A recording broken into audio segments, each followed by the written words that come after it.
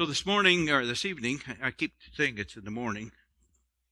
I usually go to sleep about this time. So if I'm asleep, let me know, will you? You know, how many here know that the Lord can have fun with you? You know, you can take God's word and you can have a little fun with it and still get a message out of it. So that's kind of sign. Last week was heavy. I mean, it really was heavy. So this week we're going to back it up. We're going to have a little more fun, and you'll see what I'm talking about. So you want to give me that first slide? There it is. Monkey bait. We're going to talk about monkey bait.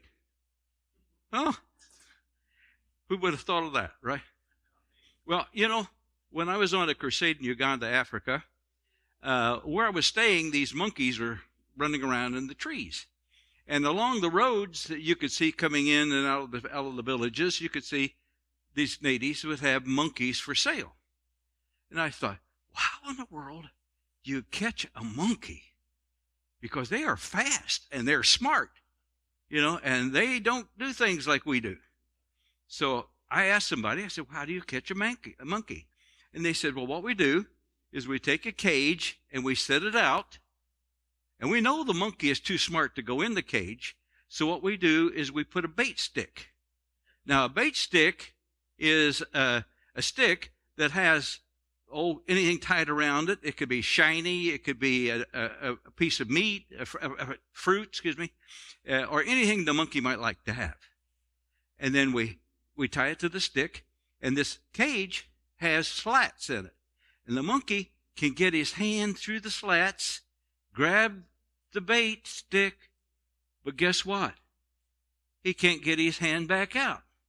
Now, all he has to do is let go of it, and he's free. But you know one thing about a monkey? Once he gets hold of something he wants, he will not let it go. He'll scream, and he'll kick, and he'll bite, and show his teeth, and do everything else, but he will not let the bait stick go. Even when somebody comes out and starts putting a chain around his neck and leading him into captivity, he still will not let it go. Now, there's a message there. It's a message for us because, you know, that's what Satan does. You know, Satan sticks out a cage. He knows we're too smart to go in it, but he baits it, puts out a bait stick. And how often do we reach in there and grab a hold of it, knowing if we just let go, we're free. But we don't let go sometimes. And you know, the best thing he uses, one of the most things that he uses the most, I believe, is offense. See, he's got it baited with offense because we grab a hold of that offense and we will not let go of it. And so he gets us, and he knows that that he can put some of us into captivity if we don't let it go.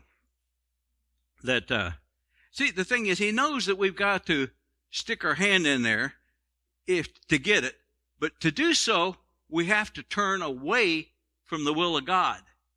We take that offense, which is sin, we turn towards him. And he knows that, and that's why he encourages us to do it. Will you give us the next slide? We're going to talk about some things tonight. We're going to look at some lives, real people in Bible times that had the opportunity to take offense. And we're going to see, did they take it? What was the opportunity? And what was the result of them taking offense? And we're going to start out with Naaman. Now, a lot of these are going to be familiar stories to you, but I think there's some things within the story that you might find of interest. Now, Naaman was a general of the Syrian army. He was a great man. They said he was a man of valor, but he had leprosy. So we're going to look at the next slide. It says, Naaman, commander of the army of the king of Syria, was a great man in high favor. Because of him, the Lord had given victory to Syria. Well, the victory he gave him was over Israel. He had captured the northern part of Israel and all the wealth of the Israelites. That's actually where he became a big man. He was a mighty man of valor, but he was a leper. Now, the Syrians who had been out on a raid had carried off a little girl from the land of Israel, and she worked in the service of Naaman's wife.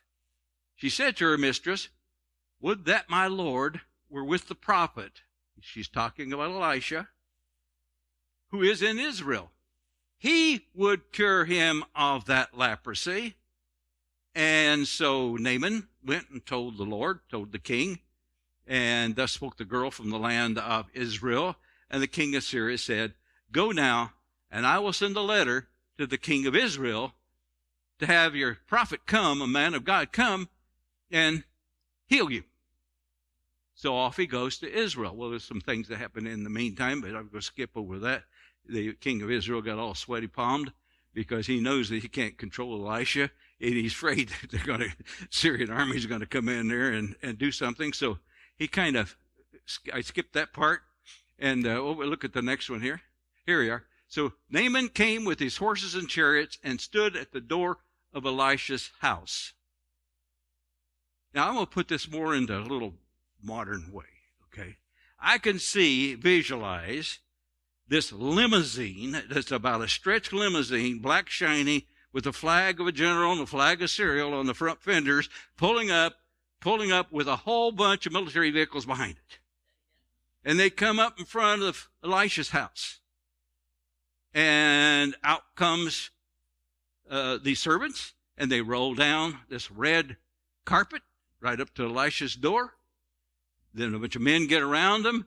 They stand ready at salute. They're ready to give Elisha a salute when they come out, all the way up to Naaman. Naaman gets out. He's got his uniform on with all his medals, and he's ready to receive Elisha. But what happens? It says Elisha sent a messenger to him saying, he didn't come out. They were all ready to salute him. You know, they had trumpets blowing, and Elisha didn't come out. He sent a messenger. And he simply said to him, go and wash in the Jordan 7 times, and your flesh shall be restored, and you shall be clean. Now, isn't that what Naaman came to get? To be cured of his leprosy? He came to have the man of God. He got the message, but he didn't like the way it was packaged. Did he? Think about that. He says, but Naaman was angry. And he went away saying, behold, I thought he would surely come out to me and stand and call upon the name of the Lord his God and wave his hand over the place and cure the leper. He was looking for more than a word. He was looking to be honored. He was looking for the man to come out and give him respect. This messenger, little nobody, didn't give him respect. And he said, are not the rivers in Damascus better than all the waters of Israel? Could I not wash in them and be clean? So he turned away in rage. See, he got back in his car, he slammed the door, and he peeled rubber, getting ready to head on to Syria. Boy, I mean, he was not even going to stay to even wash in that dirty old water of Jordan. He was in rage. He had his hand all the way in the cage, and he had a firm grip on that bait, and he wasn't going to let it go. But the next slide, please.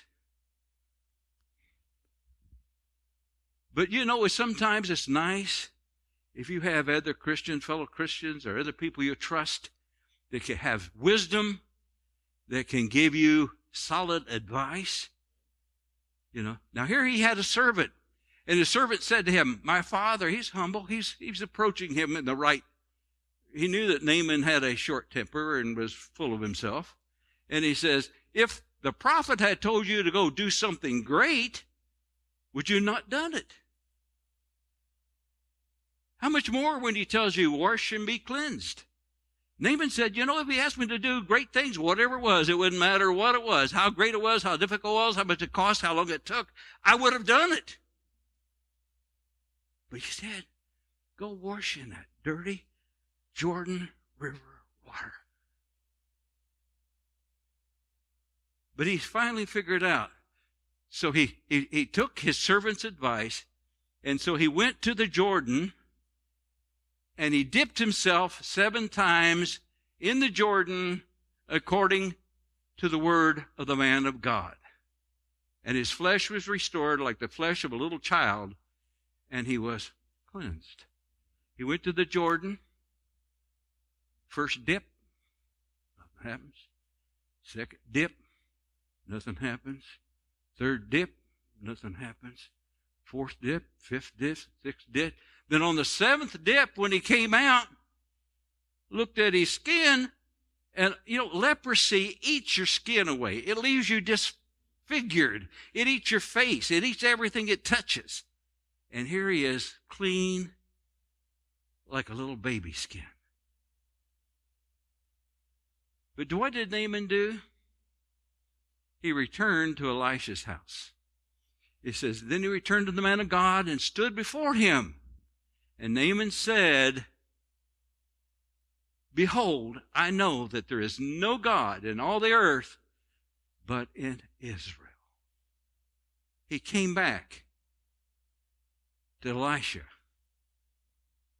He let go of the monkey bait. He humbled himself before Elisha because he knew that the God of Israel, the living God, Yahweh, was greater than anything he had ever encountered before. An interesting story, isn't it? But there are a lot of Naamans around. Very prideful, big, powerful people. I think, unfortunately, Washington is full of them. I'm not going to get into politics, but they're full of them. I think it's a requirement, being a lawyer and being like Naaman. Okay. I want to go on here for just a little bit. And,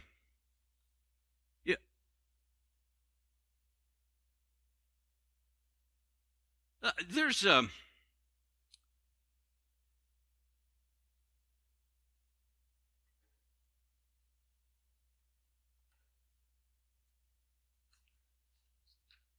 take another look at another situation. And this time where a woman had an opportunity. That's all right. That's a good one. Okay. Had an opportunity to, well, that's a lot clearer than that one, isn't it? Yeah. I like that TV. There's where a woman has an opportunity to take offense. And we'll see if she does or she doesn't. But she has, watch for it, she has 3 opportunities to take offense. And it's when she has an encounter with Jesus. Now, I say up front, Jesus does not put out a monkey cage and fill it with bait. He just doesn't do it. That's Satan's job. That's what he does. But he tests us. He will test us. And I look at this as a test with the opportunity, depending on who she's listening to. Is she going to listen to the enemy and grab the bait? Or is she going to listen to Jesus and say, hey, look, I just did a test? Yeah, and we all know. How many here know they get tested, that the Lord tests them? Absolutely he does. He tests them. And wants to see how much they love him. Well, we're going to talk about the Canaanite woman. Now, some versions in Mark, it's called the Syrophoenician woman. But it's here it is the Canaanite woman. And she literally tracked Jesus down, hoping that he would deliver her daughter from demon possession. That's the story. When we read it. And during her, behold, a Canaanite woman from that region, being Phoenicia, which is just north of Israel, that's why she was Syro-Phoenician, came out and cried, have mercy on me, O Lord, Son of David. My daughter is severely possessed by a demon. But do you see how he answered her?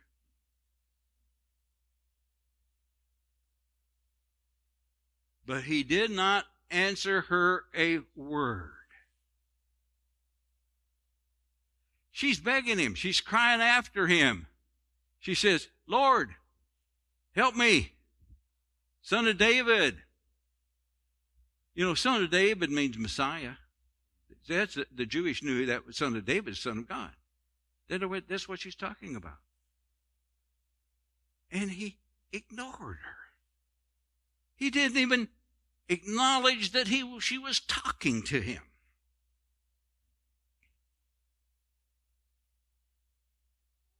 Do you think that might have been an offense? Opportunity? You know, she should say, well, bless me, preacher. Man, I thought you were in the healing business. I thought somebody come to you, you'd have a little compassion on them. I hear you deliver demons. What's wrong with my daughter? You could just see. You could just see if he grabbed a hold of it and listened to maybe, what some people would have said. He says, well, excuse me. I thought you'd do something and you're just ignoring me. So she continues to cry after him. But the disciples come along and they begged him, saying, send her away, for she is crying after us. Well, if the first offense wouldn't get her, here this bunch of disciples of Jesus that are saying, Jesus, get rid of her. She's bugging us. And see, they had come to that territory to have a little quiet time. He'd already fed 5,000 people. He'd walked on water. They just needed the time to rest, so they had to get away, and that's what they've come to do. And the disciples wanted to have a little time with Jesus, to kind of rest, maybe to ask him questions, spend maybe some time fishing or doing something, hunting deer or whatever. and so they were really put out. And they did not make much of an impression on this lady. Because, she could have said, hey, what a bunch of so-and-sos you have working for you, Jesus. They don't have any manners at all. They just keep crying for me to go away, but I'm not going to go away. I'm here to do business. I'm not going to walk away. And he answered her, I was sent only to the lost sheep of the house of Israel. But she came and knelt before him, saying, Lord, help me. And he answered, it's not fair to take the children's bread and throw it to the dogs. Whoa. He just called her a D-O-G. He just said, hey, you're about a half-breed. You're a sinner. You're a Gentile. I didn't come to take care of you. I come take it the children of Israel. And he says, why are you bothering me? But you know what she could have said? I may be a Gentile, but I tell you, if you think those Jews are already, I can tell you a few things about Jews that I know. I could tell you a few things. You think I'm a half-breed? You think I'm, lower than whatever? Snake's belly in the wagon rut? That's what Larry'd say.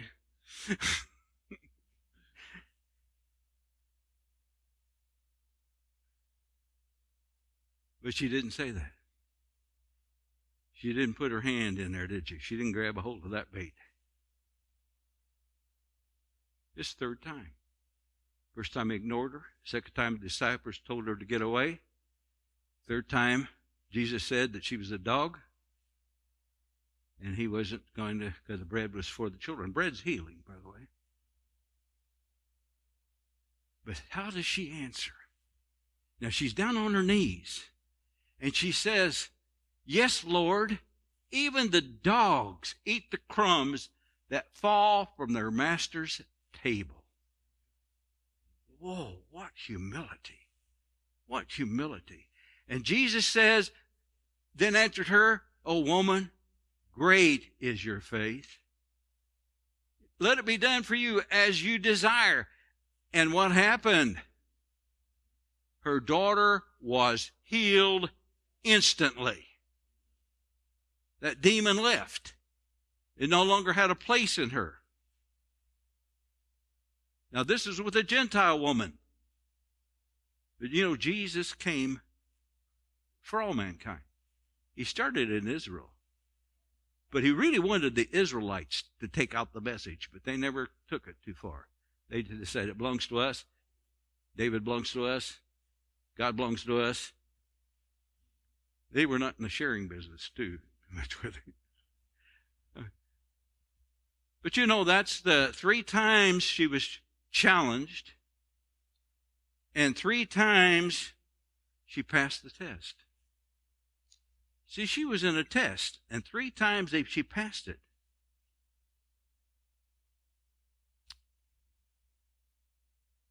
So I want to look at another real-life situation. And I want to talk about 2 people that were kings at one time.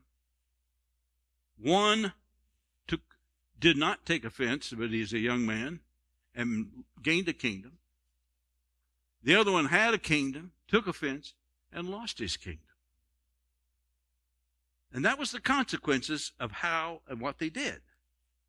Now, we're going to take a look at 1 Samuel 17. And 1 Samuel 17 generally is about David and Goliath. That's a familiar story. But I want to talk about David and his brother Eliab. Not about not about Goliath, but about Eliab. And this is the situation.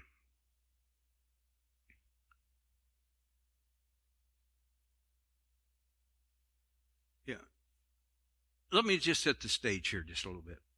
See, the armies of Israel and the Philistines were just on hills across from each other and down the valley. And, of course, every day Goliath would come out and he would curse the army and he would curse God and he would do all this cursing and everything. And so this was going on every day. Well, David, who was back tending his sheep, he was too young to be a soldier. His brothers were up on the battle line, but he was too young. So he was home, and his father said one day to David, he said, David, why don't we look at it? Next slide, please.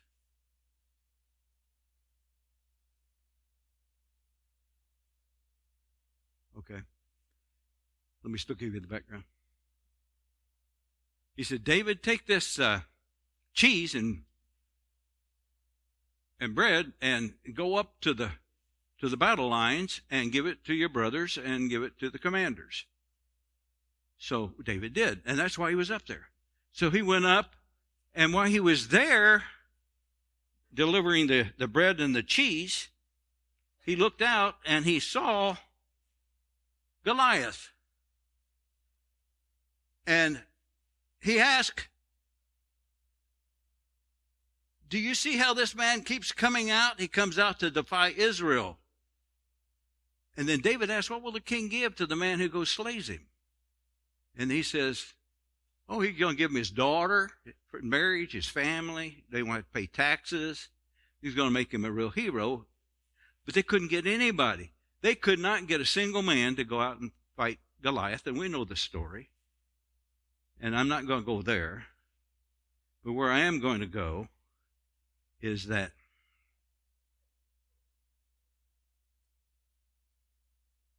in the next... So they ask him, and then the next one here says, Eliab, David's oldest brother, heard him speaking with the men. And he burned with anger at David. And he asked, why have you come down here? And with whom did you leave those few sheep in the wilderness?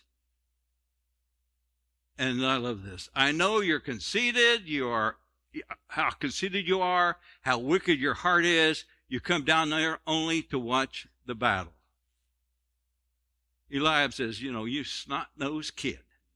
You come up here and you act so big, and you're going around to all the soldiers and say, Who can he? Who's this giant that comes out here cursing our God? You know, he just has idols. And we have the living God. Why don't we go out there and send somebody and take care of him? See, he was pumping up the troops. But his brother was getting mad at him for saying those kind of things. And so his brother says, now, he says, go on back home and be with the sheep. That's where you belong. You don't belong up here with us men. I'm ad-libbing a little, for those that are trying to find it. Now what have I done, said David. Can I even speak? Can I even talk to people? Then he turned away to someone else and brought up the same matter, and the men answered him as before. The matter being, what would the king do for somebody who slays this giant? What was the offense laid out there? His brother told him that he was conceited, his heart was wicked, and he had only come up here to see the battle, to see men get killed. But what did David do? He just turned around, let it fall down to nothingness, went back and talking the way he was before. He didn't take it. He didn't reach in and get it. It was there, but he didn't take it. And he gained eventually a kingdom. Now, Saul, on the other hand, now that's a whole different story. See, Saul, now he just couldn't resist picking up the bait that Satan set before him. And King Saul was a tall and a handsome man. He was a great warrior. He did many mighty deeds. You know, we read about him in the Bible. You know, he was, that's why Samuel anointed him, because he looked so like, oh, he is kingly. He is the people wanted a king, and boy, if there was, this guy's got to be it. You know, he was kind of an Arnold Schwarzenegger kind of guy. You know, he was big, muscular. I think he was about 6'5", maybe 6'8", I don't know. And anyway, I don't know what he was. He was tall. And he was handsome. But however, no matter how great Saul was in battle, David was greater. Saul was a great warrior, but David was a greater warrior. And this is what made Saul upset. Let me turn to the next slide. In 1 Samuel 18, 6 through 9, and then we're going to go ahead and read 18, 10 through 12. It says, when the men were returning home after David had killed the Philistine, meaning the giant, the women came out from all the towns of Israel to meet King Saul with singing and dancing, with joyful songs and with timbrels and lyres. And they danced and they sang. And this is the song. Saul has slain his thousands, and David his 10,000s. Whoa. Saul was very angry because that refrain displeased him greatly. They had credited David with 10,000, he thought, but me with only 1,000? What more can David get but my kingdom? And from that time on, Saul kept a close eye on David. Let's go to the next slide. The next day, an evil spirit from God came forcefully on Saul. He was prophesying in his house while David was playing the lyre. That's how David would play and get Saul to settle down and the demon to leave, and as he usually did. And Saul had a spear in his hand.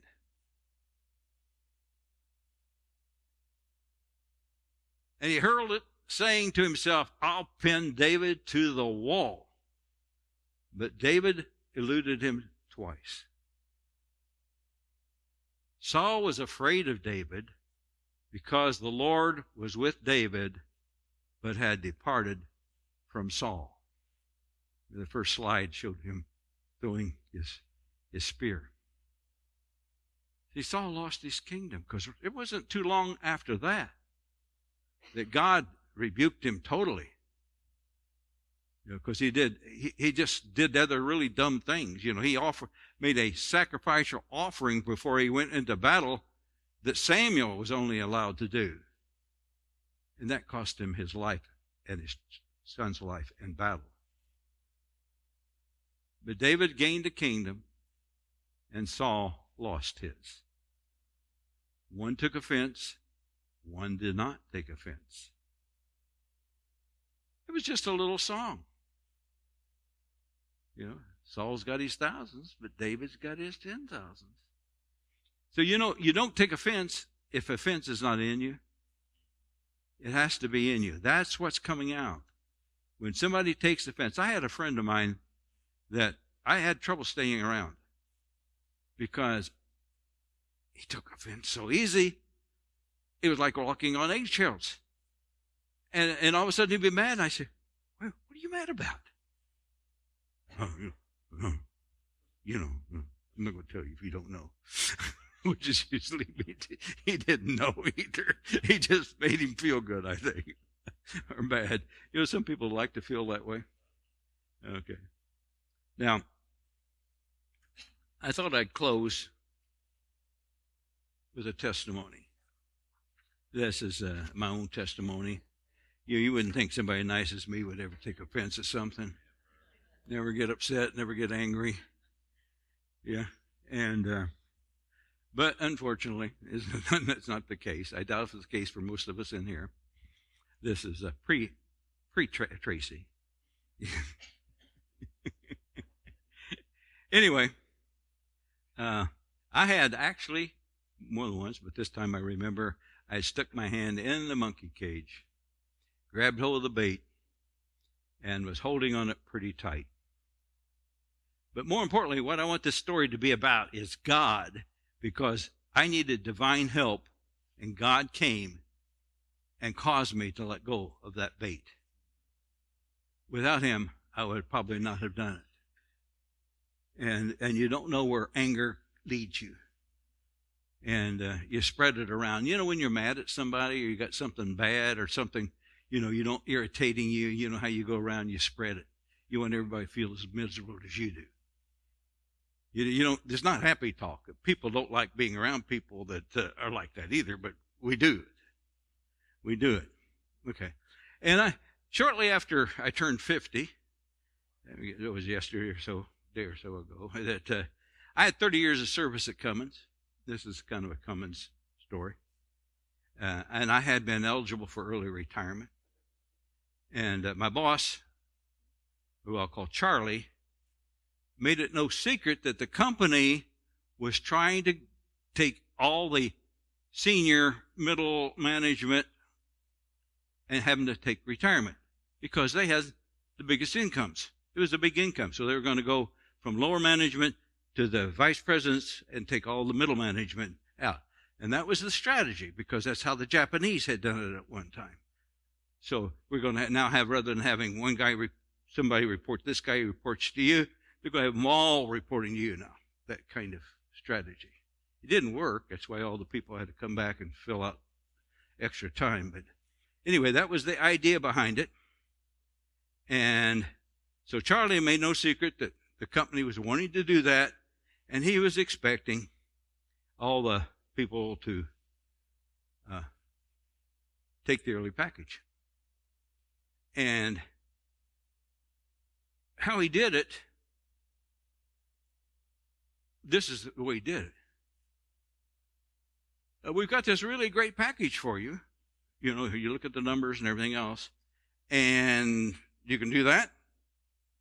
Or, hey, your job isn't going to be here anyway because we're abolishing it. So your choice was take the package or be without a job. And so most people were taking the package. It just was kind of a no-brainer situation. But in my case, I wasn't happy about that choice because, I had two children. I had one in college. I had one in high school. I had a major mortgage on my house. I didn't want to leave Columbus. At my age, jobs are hard to find. So, I just said, no, I don't think I will. Well, the next thing I know, I'd always got very good merit reviews. Next thing I know, I get a bad merit review and find out my job's all polished. Well, that really kind of made me mad. And I marched into his office and I told him what I thought of him and what I thought about this whole thing.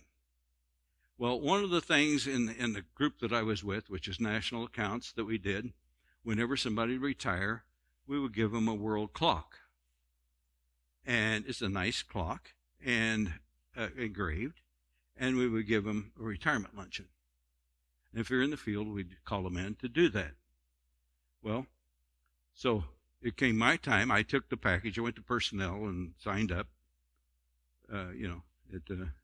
What are you going to do? Show up for work and not have a position? So, you just, so I did that. And so I told him, because he did what I call shedding crocodile tears. You ever hear that expression? Now, when somebody he'd forced to retire would come in, he would say, well, Jim, who was a good friend of mine, he did that. What he does is he would, since he reported me, he'd get me to get rid of them, and then he'd bring them back in. And when he brought them back in, he would say, oh, my gosh, we are going to miss you. You are so important here. I don't think we could fill your shoes. There's no way we can get along without. I guess we're just going to have to suck it up and try. And out would come these crocodile tears, And he would have a luncheon for him and give him a world clock. And I told Charlie, he was going to give me a luncheon. I told Charlie, I said, look, Charlie, if you give me a world clock, I am actually going to tell you where you can park it. That was nice. So I went home for a while. I had some vacation, so I went home for a while. But on the day of the luncheon, I was sitting home. It was going to be at noon in the morning. I was sitting home, and I got thinking, I don't want to leave Cummins with this bad taste in my mouth. I don't want that. So what I decided to do, I took 2 chairs. I set one chair here and one chair here, facing each other. I sat on the chair. In my mind, I put Charlie in the other one, didn't I, Carol? And I said to Charlie, Jesus loves you the same as he loves me. And Jesus died for you the same as he did for me. And Jesus forgives you all the things you've done. And I've got to forgive you for all things that you've done to me. And I said, from this day forward, I am not going to say anything negative about you. You are going to be my friend. I will it to be my friend. But I'm not going to have, this feeling. You and I are going to be buddies. We're not close buddies, but we're going to be all right. I'm not going to be angry at you anymore. So I went to that luncheon, and sure enough, he gets up and he gives his speech. Sure enough, out comes the crocodile tears. And sure enough, he presents me with a world clock. But something is really different here. When he presented it to me, I could not hold back the tears. I was so grateful, and I have no idea that came from God, because it had to be from God, because God had poured his love into me, and I just was a changed person. And I just felt so different after that. And so I took that clock home. I was going to bring it tonight and forgot about it. And I have it set in a predominant place where you can always see it. It's in our kitchen. As you walk by, you can always see it. and it's been there for a long time. It's a reminder of how easy and how stupid it is to stick your hand in that cage and grab hold of that bait. It's stupid. And how much grateful I am that God, like I guess that servant from Naaman, dropped into my mind, in my spirit, you got to let this thing go. You got to forgive him. And I did. And it's been one of the really grateful things. After that, I never said anything bad about it. Matter of fact, I didn't even want to use his name tonight. So that's how it is. You know, one of the things in Psalms 119, 165 says, great peace have they which love thy word, and nothing shall offend them. That's God's word for us. Let nothing offend you. Nothing. Amen?